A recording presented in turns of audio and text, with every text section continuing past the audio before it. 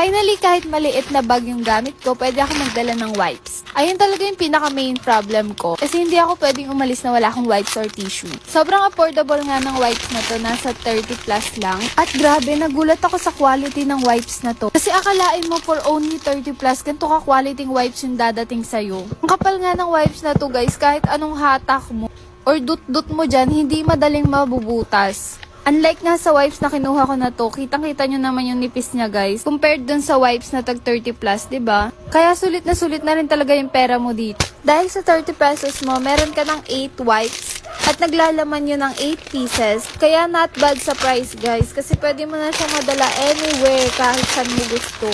Kita nyo naman kahit dinut-dut-dut-dut ko na yan, oh, hindi pa rin nabubutas kasi ang grabe yung quality nito guys, I swear.